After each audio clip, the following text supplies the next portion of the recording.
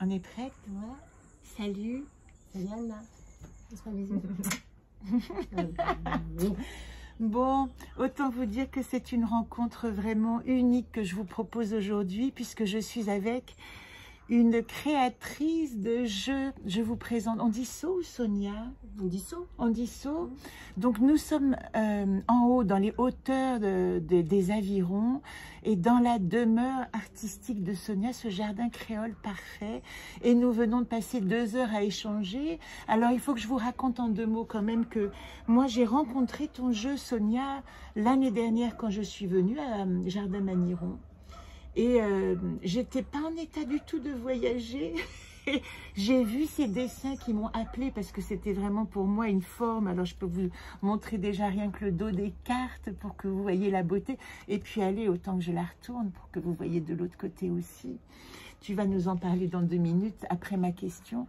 Et là, tout à coup, on s'est croisés à ton vernissage. J'avais vraiment envie de venir. Quelqu'un m'a dit le jour même que tu avais un vernissage. Je suis tombée sur la boutique d'Entre-deux par hasard. Et j'ai vu qu'il y avait tout ton travail. Et quelqu'un m'a dit qu'il y avait le vernissage le soir même. Donc nous nous sommes rencontrés là. On s'est rendu compte qu'on avait été aussi à Auroville ensemble. Là, on vient de discuter pendant 2 heures. Évidemment que, on va dire que le voyage a été parallèle. En tout cas, il a pas mal de... comment dire, de symbiose. On a dû se croiser dans des mondes d'autres, voilà. Et je viens de faire avec So justement un voyage. Alors je vais pencher la caméra avant de poser ma question.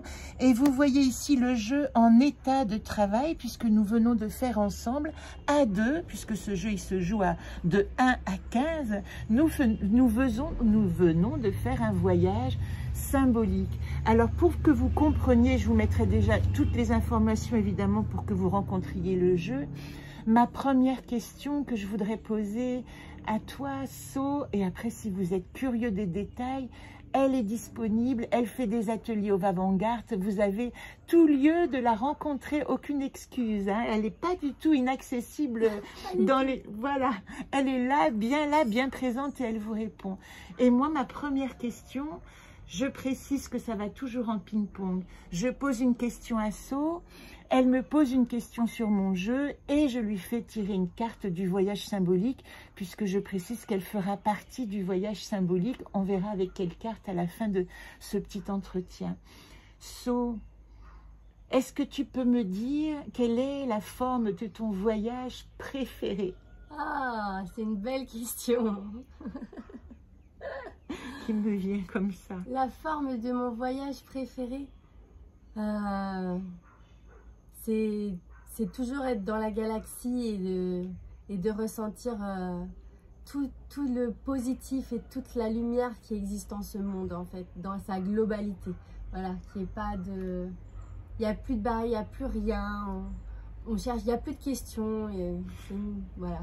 Alors, on pourrait peut-être quand même donner quelques indices sur ton parcours, parce que tu viens quand même d'un univers de métropole il y a très longtemps, mais tu es une voyageuse, on peut dire ça.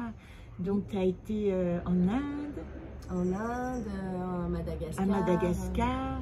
Toute l'Océanie un peu. Enfin, j'ai aussi parcouru le Maghreb. Enfin, voilà, je sens aussi la métropole et toute la région nordique qui me parle. Et on peut dire que ces voyages ont contribué à tes voyages intragalactiques?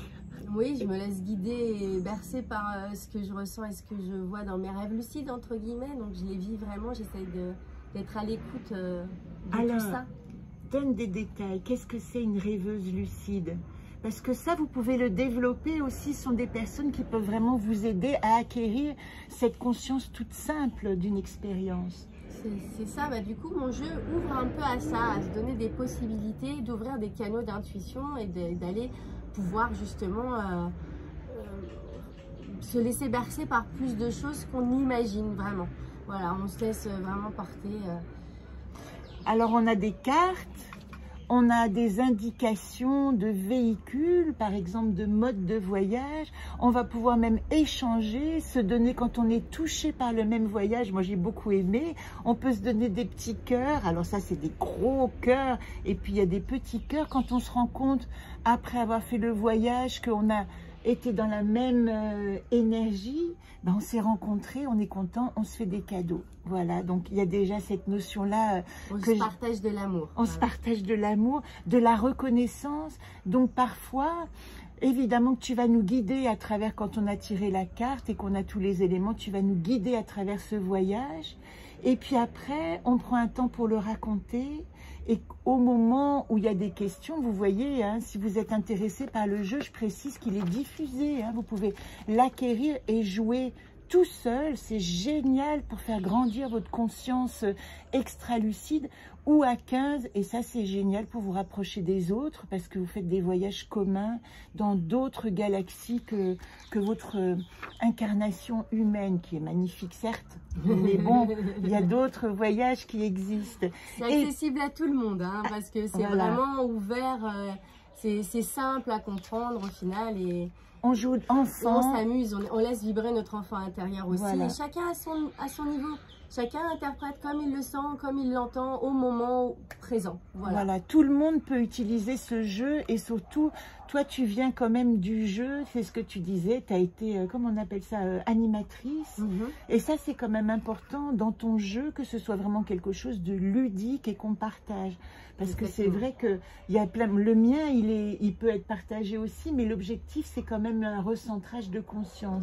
Et toi ici, cette conscience, elle peut être partagée avec tous les gens autour de la table. J'aime beaucoup cette idée. Ça me plaît vraiment de rencontrer ton outil. Il y a cette question-là. Et puis, je voudrais vous préciser aussi qu'elle vous propose des ateliers. Parce qu'une fois, bon, c'est Canel qui s'exprime, hein, tout le monde a le droit de s'exprimer ici. Une fois que vous avez fait votre voyage et raconté votre voyage, comment ça se passe dans les ateliers? Donc les ateliers, ce sont des ateliers jeux et peinture. Donc en peinture intuitive, du coup, on va retraduire notre visualisation, notre voyage, on va le mettre en peinture. Voilà. C'est un atelier de 2 heures. Donc on prend 1 heure pour le voyage, 1 heure pour la peinture. On est limité à 5 personnes. Comme ça, on a plus le temps de se rencontrer et de vraiment partager aussi. Et en même temps, c'est très personnel parce qu'on va ressortir vraiment ce qu'on a vu, ce qu'on a envie de faire ressortir. C'est une libération. Ça permet vraiment de lâcher prise sur beaucoup de choses. Pas besoin de savoir dessiner ni peindre. Moi, je vous guide. Je suis là pour ça. J'ai plein de techniques, passant par plein d'outils différents. Donc, vous pourrez découvrir en même temps celle qui vous plaira le plus. Donc, des fois, on se découvre même des talents de dessinateur ou de peintre, alors qu'on n'en était même pas conscient. Voilà. Ça, c'est sûr, hein, votre enfant intérieur, c'est peindre. Donc, c'est vrai que ça ouvre aussi, une fois qu'on a bien rêvé et qu'on a vraiment eu la sensation d'avoir fait ce trip, hein, ce voyage. Et il n'y a pas besoin de substance, il y a juste besoin d'être ensemble et d'activer cette énergie commune. Et je crois que ça se passe au Avant-Garde, c'est ça, entre deux? Exactement, oui, à l'entre-deux. Tous les mois, vous avez la programmation des ateliers qui durent 2 heures. Donc, ils sont ouverts à partir de 8 ans. Donc, adultes, enfants, toutes générations confondues. C'est un beau mélange, justement, qui permet plein d'ouverture. Allez voir sur le site de la boutique qui s'appelle L'Entre-quatre. L'Entre-quatre. Je vous mettrai les liens, évidemment. Et puis, c'est quand le prochain atelier alors? Alors là, le prochain atelier, je ne peux pas te donner la date tout de suite, je crois. Un mercredi, il me semble. Un mercredi, ouais. Mais ça, je vois que là aussi, tu peux montrer ton agenda parce que c'est quand même rigolo, mais on s'est aussi rencontrés là-dessus. Vous voyez, elle a le synchronomètre et combien de fois je vous parle du synchronomètre et des cycles lunaires du calendrier Maya et des glyphes et de la journée hors du temps qui est aussi la Sainte-Anne. Donc j'adore l'idée que mon prénom appartienne à la journée de 26 juillet, à la journée hors du temps. Tu sais que mon vernissage, je l'ai fait le dernier jour du Tzolk'in. Ah, c'est trop beau. Alors, vernissage.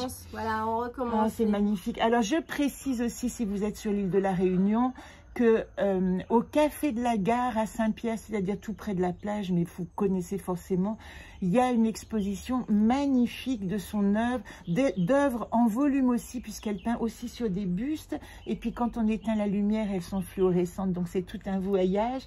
C'est jusqu'au 15 février. Jusqu'au 15 février. Dépêchez-vous, je vais vous mettre le lieu aussi. Et il y a le 14, on fait une nocturne pour célébrer la Saint-Valentin. Donc on célèbre l'amour dans toute sa globalité. Mais je crois que je vais vous donner rendez-vous là-bas. Et donc on fait une nocturne pour avoir toutes les œuvres en fluorescence justement. Donc c'est un moment qui dure pas très longtemps, mais vous pouvez venir entre 19h et 21h et vous aurez l'occasion de profiter de ces moments de lumière et de regards différents. Voilà. Parfait, c'est parfait. Alors, on est à 10 minutes, c'est parfait. On a encore quelques minutes. Moi, évidemment, je t'ai présenté aussi mon jeu qui est très différent. Mais tu sais, je me pose la question, parce que je vais vraiment réfléchir à ton jeu, de savoir comment je peux créer des connexions.